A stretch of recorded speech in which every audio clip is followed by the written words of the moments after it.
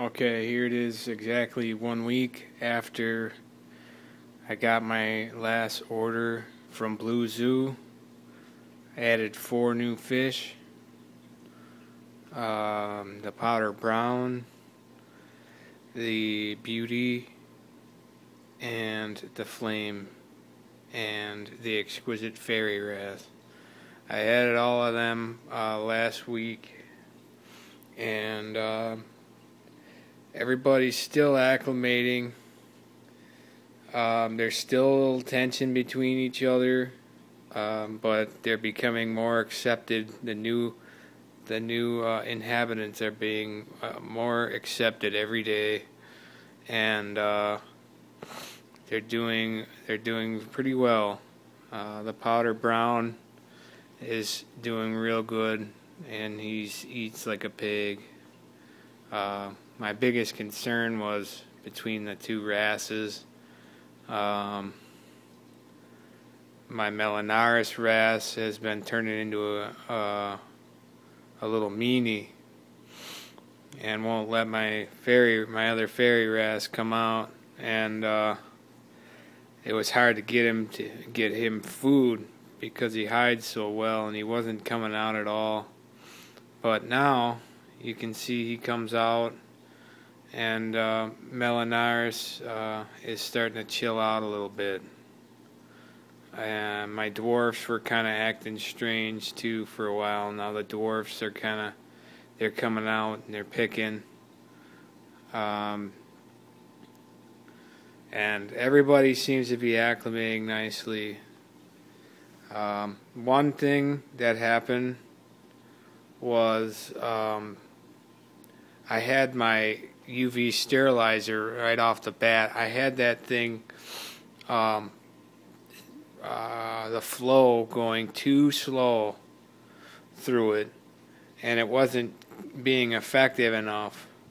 So I opened the gate on the ball valve so that the water would go through it quicker, and turn the tank over more often per hour. And almost immediately after I opened that ball valve, everybody just happy, real happy. And of course there is still a little bit of ick on everybody, the new ones, and it's just because of that, because I had that sterilizer closed down too far, and they're recovering from it nicely, very, very nicely. They haven't shown any new signs of ick, any new ick on them at all. The powder brown has a little bit on him. He's had a little bit since the day I put him in. Actually, the day after. He was perfect when I put him in. But my flame angel has a little small case of cauliflower on him that he's recovering from very well. The beauty had ick when I put him in, and the exquisite fairy wrasse had ick when I put him in, and now has virtually none. I've been getting him to eat in his little corner that he hangs out in, and he's becoming more brave every day. As you can see, the tension between the two wrasses is somewhat present still, but it's absolutely nothing what it was before. Melly was just a frickin' dickhead for a while there. He wouldn't let him come out one little bit. But yeah, anyway, everything is absolutely doing great right now. For the first time, things are going real well with my fish.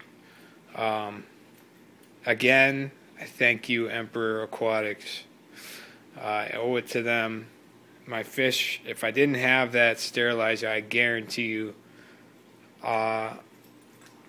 probably 3 of my fish at least would be dead already.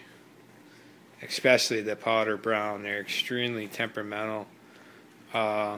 I think I got a pretty hardy one, but nonetheless, they are very, very temperamental, and they succumb to disease very easily. And if I'm able to keep this fish, I'm doing something right. And anybody who's able to keep one of these is doing it right, because they are very temperamental and everybody's scared to get one because they're so prone to ick. To me, from what I've witnessed, they're not any more prone than any other fish. I don't know if I just got a hardy one, but he just he put up with the sail fins bullshit for 3 days, wiping his ass up in his face, you know, and he came through, and they're getting along good, and just waiting for the parasites that are on him to fall off, and he shouldn't get any more. My dwarfs were hiding. They wouldn't come out for nothing for a while, and they're absolutely doing great. I also put one of these little algae puck things in there because my flame wasn't really taking down any prepared foods yet, so I threw one of those. It's kind of mangled now from all the fish picking at it, but I threw that in there, and the very first thing that hit it was my flame angel, which was really relieving. And I've noticed that my tangs and my angels, even my wrasses, have all been picking at that thing, and that's good, real good. When you add new fish to an aquarium, you got to keep them fed really well. You got to keep them fat as they can be. You don't want to skimp on the food, especially when you're adding new fish, because they're going to need a lot of energy to boost their immune system, because that stress during the transport over your tank and all the the shipments and all that, it's really going to put the beat on them and stress them dramatically, and they're going to really need to have everything in their favor to boost their immune system. And it's critical to keep the fish well fed, extremely well fed. Nutrients are not a factor. They cannot be a factor in that. If you got ammonia spiking on you, then you're going to just have to do a water change. Keep the fish fed. That's more important to me. That has proven very well for me in boosting the fish's immunity. The worst thing you can do is start starving your fish when they desperately need energy to boost their immune system to fight off disease that's trying to take them down. It's very important to keep your new fish fed very well as they can be.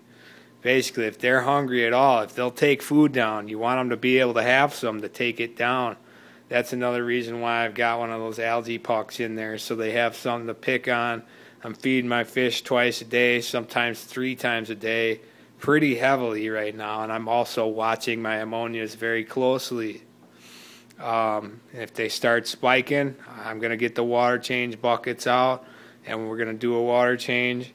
But so far, it's been a week, and I haven't had any ammonia spikes at all with the new bio load. I've got 4 new fish added, and my ammonias haven't moved at all.